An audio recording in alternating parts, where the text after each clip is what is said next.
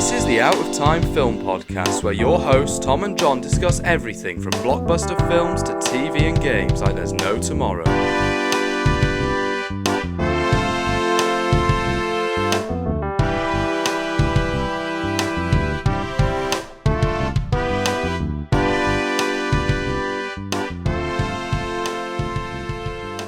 Hello and welcome to the Out of Time Film Podcast. This week we're talking about the Super Mario Bros. Movie. My name is Tom and as always I'm joined by my co-host John. How are you this week? Hello. I'm great. Thank you for asking. How about you? Very good, thanks. Full spoilers ahead for anyone who hasn't seen it. So the Super Mario Bros. Movie, briefly explain the plot for those who don't know. Okay, with help from Princess Peach, Mario gets ready to square off against the all-powerful Bowser to stop his plans from conquering the world. All right. Yeah. Pretty simple. So it's been a long journey for this one. This is one of, I think, two maybe Nintendo films that have been since the 1990s Mario movie. And of course, as we know, this one has been rife with controversy. What did you think? I thought it was an alright film. Since the announcement, it was so unexpected. Like, we just look at the cast list. They're like, oh, they're making a Mario movie? And then the cast list would appear, and the first thing would be Chris Pratt just as Mario with that picture. Like, if you look up, like, the Super Mario's movie, and you look at the cast, it's just that picture, and just Mario. That headshot of Chris Pratt. Yeah. No, that was a lot of people's first exposure to this movie. And that's just wow. And the fact that it was Illumination. Like, I think Illumination it does its job. It makes movies that kids like. It makes money.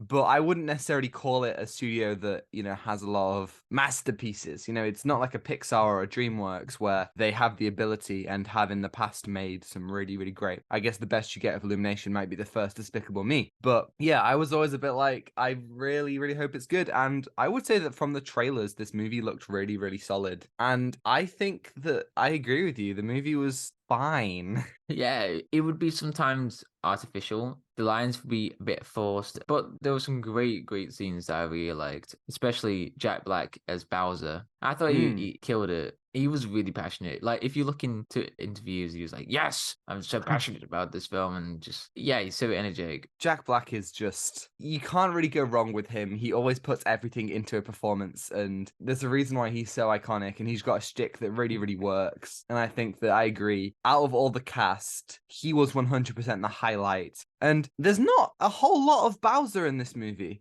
Like, he's definitely a presence, but he's not very active. I think one of the things that kind of surprised me was that Bowser isn't really there in the plot. Like, he shows up at the beginning and then at the end, but other than that, we just keep on cutting back to Bowser for exposition, essentially. Him and Mario meet once, and it's right at the end. Like, I was surprised that we didn't have them meet a couple of times throughout. It just kind of felt like Bowser was a little bit of a footnote, and unfortunately, because Luigi is with Bowser as well. I mean, hey, Charlie Day, I think, is also with Jack Black as one of the best parts of the movie. I thought he really was great as Luigi, but they weren't in it that much. Like, Luigi especially just kind of spent the whole thing in a cage. Yeah, he just spent the whole time in that film just in that cage. And I wish there was like something to do with Luigi in this film, because there was something that would have made it really interesting. But no, they were like, let's just put him in the cage with this star. Suicidal star. Yeah, I mean, it was very weird to put that in the film, but I guess a suicidal star.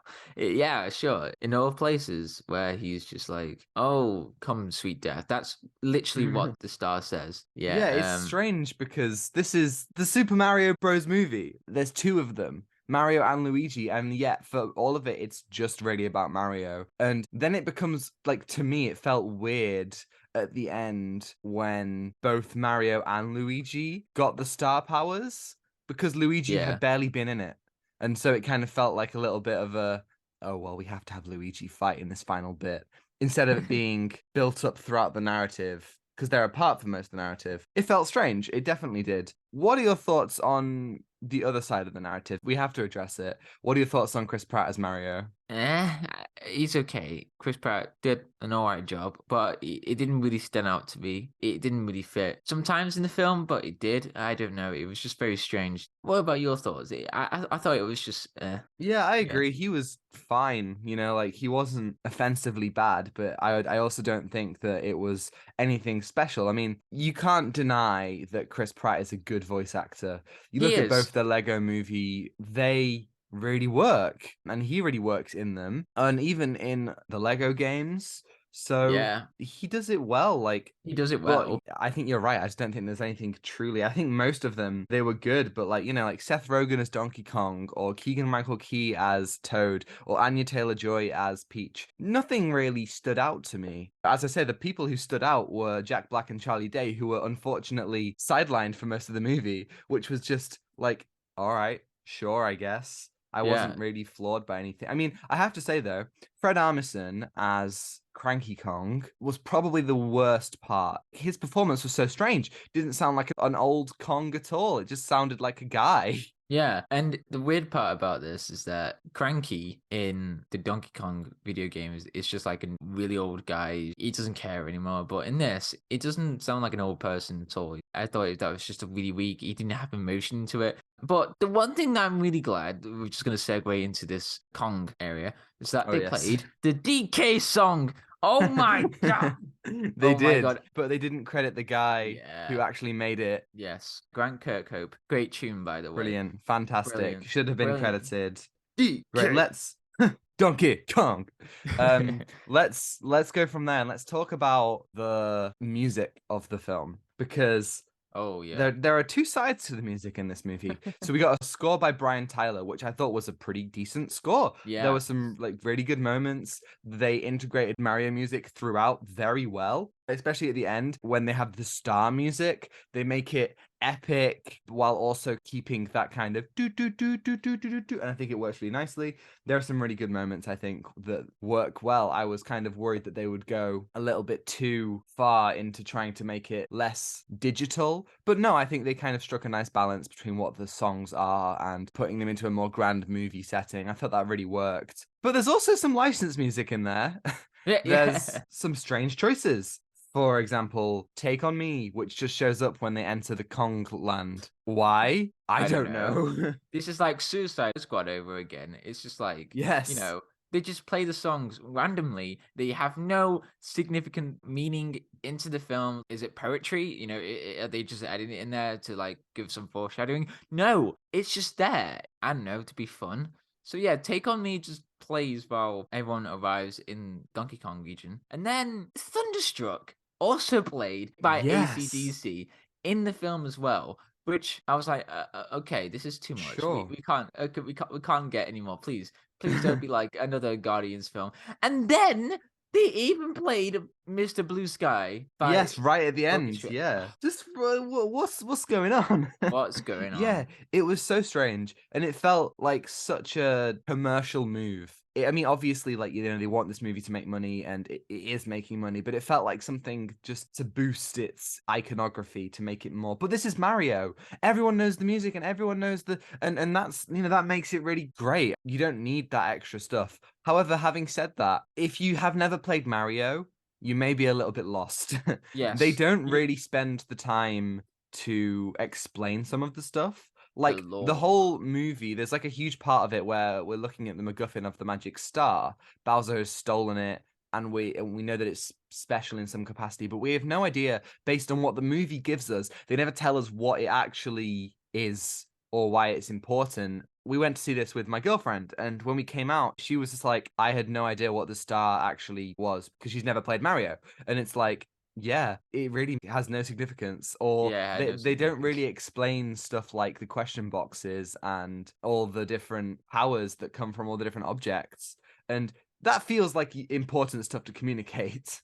Yeah, definitely. Like, if you haven't played Mario, there's a lot that goes into like the game mechanics, power items. Did he do jumping on the heads? Yeah, they You did know, it. They did it quite a few times, but it wasn't dwelled on. It's no Sonic the Hedgehog. It's I no think Sonic Sonic the yeah. Hedgehog is much better because I think it's much more charming and it's got more elements that I think work, especially the second movie. Yeah. With Sonic the Hedgehog, it was allowing the audience to understand what was happening. But in this film, yeah, what you said about like they didn't explain the power items, they didn't explain the star. I know what the star did, but why does Bowser really need it? He doesn't know what to do with it. He's just like holding it for the entire Yeah, time. it's not like it doesn't really play into his villainous scheme or anything like that. Like it doesn't help him in any way. He just kind of steals it at the beginning in a very short scene that doesn't necessarily. The idea of the opening is, wow, look at Bowser. He's got this huge army and he's so intimidating and he destroys this other army so easily. But it doesn't come across like that at all because the penguins are not intimidating either. They don't have any kind of power. They're just throwing snowballs and it's played off for comedy. I don't know, man. Like, Yeah. you're right. Whereas with Sonic, they ease you in to a point where, like, if you haven't played Sonic, all you really need to know is Blue Hedgehog runs fast and rings. Like, that's Yeah. basically it. That's all like you really need to know. Yeah. I think that the best part of this movie was how they incorporated all those elements of all these different games and all the different kind of like things into the action. Like, I think the story of this movie, super forgettable. It doesn't really add anything, but the action and all of the actually like Mario game sequences were really cool. Yeah, there's some really cool stuff that they added into. Like, they actually referenced a lot of stuff from the Mario games, but there's one that I was surprised that they did. There's a woman who does the news reporting. I might be wrong about this, but she did look a lot familiar to the singer in the Mario Odyssey game. Pauline. Is it Pauline? Oh, I feel like I've heard people talk about Pauline on the internet. Maybe they were in a trailer or something. She's the but- ghost. Yeah, that looks a lot like her. I was like going crazy. I was like, oh my god, it's her. I'm sorry we're wasting time on this, but I don't care. I'm trying to show Tom Yeah, I this. never played it. I only ever I had Mario Kart on the Wii and Right. New Super Mario Bros. I also had Donkey Kong Country Returns on the Wii, and Oh, that's fun. that was a because banger. It was a banger because obviously they go to the Donkey Kong land just so they can have Donkey Kong in it. Like there's no actual story relevance. They do it to try and get the Kong army to help them, but that doesn't happen. And there's nothing that adds to any of like the character arcs in any major way. But there was a really fun sequence with Donkey Kong and Mario fighting in an arena. And I think that even though the plot is kind of stretching to get to some of these action scenes, damn, they were Yeah. cool. Like the Mario Kart sequence was hell yeah. very well done. There's Very this long take, which is partially in the trailer, where Mario, his kart gets blown up and he falls from one section of the Rainbow Road to another.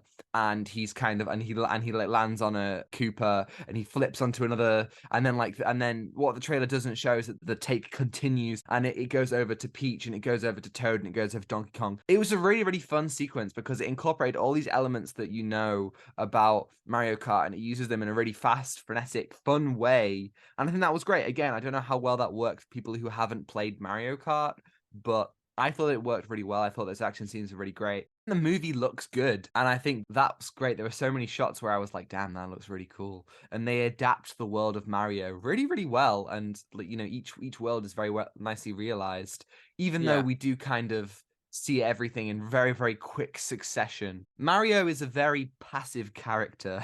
He just kind of comes in and Toad's like, hey, we're friends now. Come with me. And he's like, okay. And then like he meets Peach and she's like, I'm gonna train you. He's like, okay. And then like she's like, we're going to the Donkey Kong world. Okay. It's like you're fighting Donkey Kong now. Okay. Okay. It's like Mario is such a passive character until I guess the end when he faces Bowser.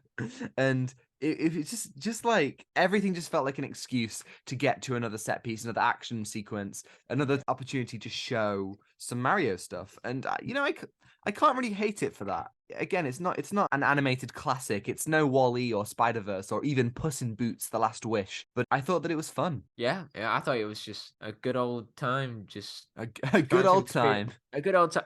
Well, yeah, I agree. Like, there wasn't really anything exciting about, like, you know, some character arcs or anything like that. Because, as you said, yeah, Mario was just a passive character all the way through. And Luigi, yes, we talked about Luigi and just like, I wish there was something more to do with. Yeah, absolutely. Did I say Waluigi? I said Luigi. You may right? have said Waluigi. If they make a sequel, which they are likely to do because it's getting quite a lot of money at the box office, Yeah. I think Wario and Waluigi are pretty likely to happen. Yeah, I hope they do something. That would be really interesting to get more story into it. I played Luigi's Mansion games and they're Yeah. really good. And there was some really good variety into Luigi. If you can put that in the Mario movie, that would be really, really interesting. You know, like he's trying to escape from Bowser, but he might get attacked by King Boo. That's what I King thought they were Boo! gonna. That's what I thought they were gonna do, and then he just gets captured very early on, and King Boo shows up at the wedding. That's interesting. One thing I actually really liked was Bowser's motivation, that he just was in love with Princess Peach. Obviously, we get the Peaches song, which has become Peaches, somewhat of Peaches, a Peaches. of a sensation. But what I loved about it was just that just makes sense. Why is Bowser always kidnapping Peach? He just loves her. That's fun. Yeah. But he's a maniac. And again, Bowser just should have been there the whole time. Like the heroes kind of go to the Kong world for no real reason, as I mentioned. They should have gone there because that's where Bowser was heading, and they should have gone there to help other people, and Bowser should have been chasing them the whole time. Mario and Bowser should have met at least once before they have their final fight. Same with Peach. Peach only meets Bowser when he's like, hey, marry me. They should have met at least once before, and I think that would have really strengthened a lot of this movie because it does have some really good elements. But yeah, as you the characters, that's the unfortunate downfall. Like Mario's arc in this movie is that his dad likes him. He just has daddy issues the whole time where he's like, oh, He's my not dad's not proud of me. And it's like, what? Okay. Yeah, it's very strange. And then Donkey Kong, he's trying to do that as well. Just like, oh, my dad's Yeah. not, he doesn't like me. And There's a moment where they're kind of was so trapped quick. inside a fish. Yeah. And they're like, oh, I wanted my dad to see me for who I am. My dad thinks I'm worthless. And then Mario's like, my dad thinks that too. And instead of it being a moment where the two of them bond, where they come to a mutual understanding, Donkey Kong's just like, yeah, your dad's right. You're the worst. And it's just like, all right. It just was like a lot of missed opportunities, I felt. Yeah, I wish there was some more emotion into it. It's a Mario movie. If you want to look some really good Mario stuff, Mario Odyssey and the the new Super Mario Brothers. Super Mario Brothers. Yeah. Is it new? Is it still new? Or is it It's just still new. the new Super Mario Brothers? There's certainly a lot to criticize about this movie, and I feel like, yeah, we do have a lot that didn't work for us, but you've got to remember that this is a Mario movie. We weren't expecting anything huge. We wanted it to be fun, and I think it was fun. I think it delivered exactly what I wanted it to be. Just a fun time. It was only 92 minutes long, and it breezed by. It wasn't too complicated. It was fun, and I think that kind of sometimes that trumps whether a movie is the greatest thing ever. Would I have liked a Mario movie that was similar to the Lego movie or something like that? Like a really, really great anime? Yes, of course I would. But I didn't need it. And I'm happy that it had those things to like about it, that it made me smile in those elements. And I can't stress enough that, yeah, the story doesn't really work, but the plot moves at a fast enough pace and the action is that good. And the comedy is sometimes decent. Again, whenever it's Bowser, the comedy works, especially. But yeah, decent. You know, like I don't really have a bone to pick with this movie. It was just fine. And I'm okay with that. It was fine. I just don't know what else to say. I mean, it's the Mario movie. What are you going to give out of 10, Tom? 5. I just think it was so fine. It's not too bad, but it's just like, I don't know why I watched, but all right. yeah, sure. I'm going to go 6. Nice. Yeah. I liked it. I mean, you've played more Mario than I have, so it makes sense that you'd enjoy it. Hey, if you're a Mario fan, you probably get more out of this than if you're not. But again, who cares? Mario was fun. Yeah, that's all we need it to be. Exactly. That was fun, and I agree. Yes. Absolutely. Thank you, everybody, for listening. If you enjoyed it and you're listening on YouTube, you can give it a like and subscribe if you want to see more. And if you're listening on Spotify, you can follow us and give us a 5-star review if you think we're worthy. Next week is Guardians of the Galaxy Volume 2. That's right, we are continuing our Guardians of the Galaxy rewatch before the third one, and I can't wait for the second one. It's going to be great. Tell us your thoughts on Mario, on Nintendo, on the games and the movie and video game movies in general, and anything that you want to tell us. Send us an email at ousetimefilmpod@gmail.com. We will answer it right here on the podcast, and you can follow us on Twitter and Instagram at ousetimefilmpod. Big thanks to Jones-Meyer for the theme, Ronan Phillips for vocals, and Zain Afzal for the fantastic thumbnails, as always. Yes, appreciate it, guys. And thank you for listening. Take what you given. Give nothing back. Goodbye. Goodbye.